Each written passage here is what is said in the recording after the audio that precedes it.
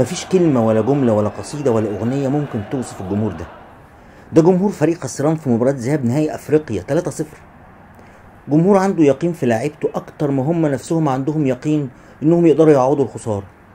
جمهور بايت من بالليل وواقف من الفجر عند أماكن توزيع تذاكر الماتش اللي هتقام أساسا في استاد في وسط الصحراء.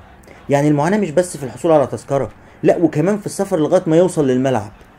جمهور صبر 10 سنين من غير بطولات واستمر في تشجيع ناديه حتى لو من غير امل في بطولة لمجرد انه بيحبه. عارفين سر استمرار الزمالك نادي كبير على مدار 105 سنة على الرغم من ان عدد بطولاته مش بالكم اللي يستحقه؟